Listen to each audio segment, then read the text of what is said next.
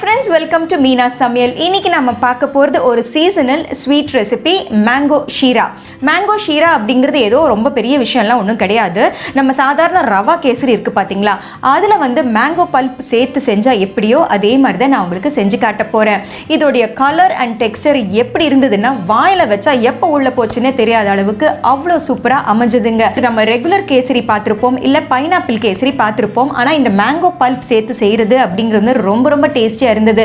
ஜென்ரலாகவே என்னுடைய ரெசிபீஸில் வந்து நான் முடிஞ்ச வரைக்கும் ஃபுட் கலர் வந்து சேர்க்க மாட்டேன். இந்த மேங்கோ கலரே வந்து அவ்வளோ ஜோராக இருந்தது, பார்க்குறதுக்கு வந்து பாதாம் ஹல்வா மாதிரி இருந்தது அப்படின்னா பார்த்துக்கோங்க.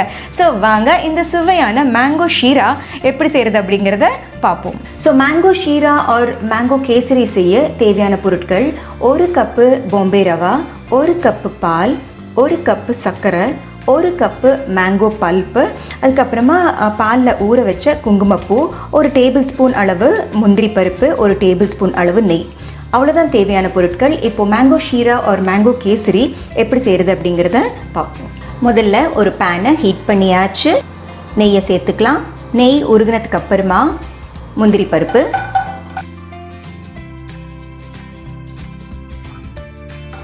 முந்திரி பருப்பு செவந்தாச்சு.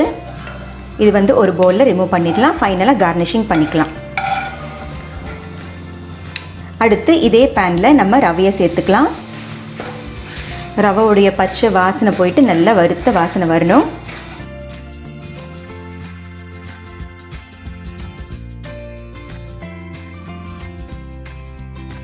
இப்போ ரவை வந்து நல்லா வறுபட்டாச்சு. நான் வந்து ஃப்ளேம் சிம்மர் பண்ணிடுறேன். இந்த போலால் தான் நம்ம வந்து ரவையை அளந்தோம். ஸோ இதே போலால் 1 கப்பு தண்ணி, கூடவே 1 கப் பால், கட்டி இல்லாமல் நல்லபடியாக ஸ்டிர் பண்ணி விட்டுக்கலாம். ஸோ இந்த ரவை வந்து முதல்ல பாலில் வந்து நல்லா குக் ஆகட்டும்.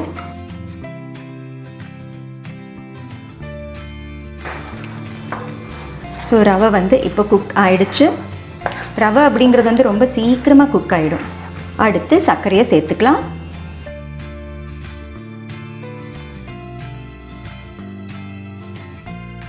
சர்க்கரை நல்லா கரையட்டும். ரவை குக் ஆனதுக்கு அப்புறமா தான் சர்க்கரையை சேர்த்துக்கணும். ஆரம்பத்திலேயே சேர்த்துட்டா வந்து குக்கிங் ப்ராசஸ் வந்து டிலே ஆகும், வேறு ஒன்றும் இல்லை. ஸோ சர்க்கரை வந்து இப்போ ஸ்மூத்தாக கரைஞ்சாச்சு. அடுத்தது வந்து இந்த மேங்கோ பல்ப்.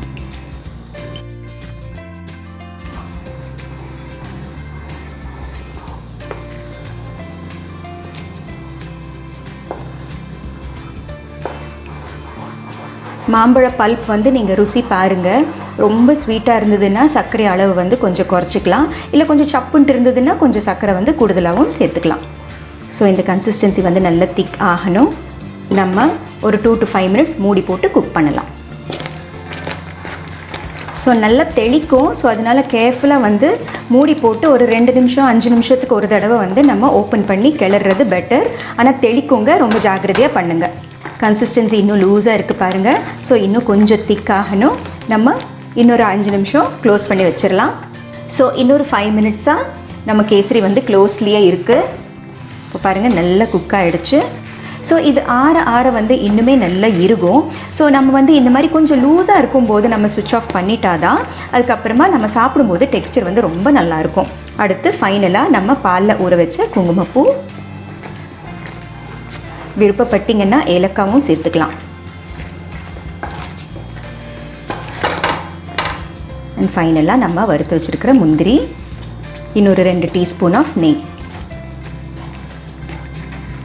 ஸோ அவ்வளோதான், நான் ஸ்டவ் சுவிட்ச் ஆஃப் பண்ணிடுறேன். ஸோ நம்மளுடைய மேங்கோ ஷீரா ஒரு மேங்கோ கேசரி வந்து ஒரு கண்டெய்னரில் ரிமூவ் பண்ணியாச்சு.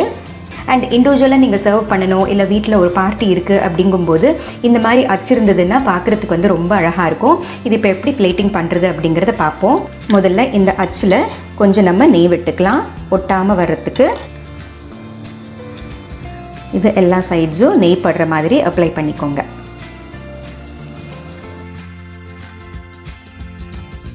இந்த மாதிரி டிசைன் இருக்கிற மாதிரி அச்சு இல்லைன்னா கூட நம்ம சாதாரணமாக இந்த ஹல்வா பாயசம் இந்த மாதிரி சாப்பிடுவோம் இல்லையா, குட்டி குட்டி கப்ஸு, அந்த கப்ஸில் கூட நீங்கள் க்ரீஸ் பண்ணி இப்படி கமித்து வச்சிங்கன்னா பார்க்க வந்து அழகாக இருக்கும். ஸோ இப்போ நெய்யால் க்ரீஸ் பண்ணியாச்சு. இப்போ பாருங்கள் ஆறுனத்துக்கு அப்புறமா கன்சிஸ்டன்சி ஆஃப் த கேசரி எப்படி இருக்குது அப்படிங்கிறது. இன்னும் வார்மாக தான் இருக்குது, முழுசாக ஆறலை.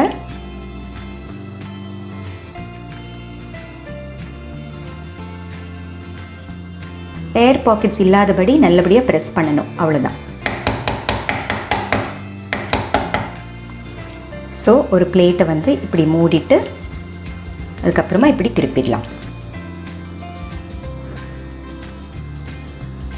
பாருங்கள் எவ்வளோ பியூட்டிஃபுல்லாக இருக்குது, பார்க்கும்போது எவ்வளோ அழகாக இருக்குது பாருங்கள். ஸோ நம்ம முதல்ல வந்து முந்திரியை வறுத்து வச்சுருந்தோம் இல்லையா, அது வந்து நான் கொஞ்சம் எடுத்து வச்சுருக்கேன்.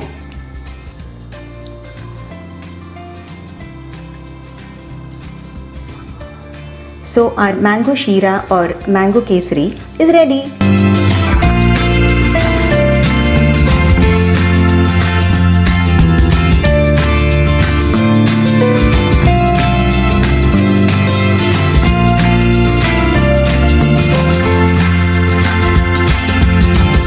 ஸோ இந்த சுவையான சீசனல் ரெசிபி மேங்கோ ஷீரா எப்படி செய்கிறது அப்படிங்கிறத பார்த்தீங்க இல்லையா. சீசன் முடிகிறதுக்குள்ள ஒரு வாட்டி நீங்கள் கண்டிப்பாக செஞ்சு பாருங்கள். ஸோ மீனா சமையலை பாருங்கள், லைக் ஷேர் சப்ஸ்கிரைப் பண்ணுங்கள். பாய்.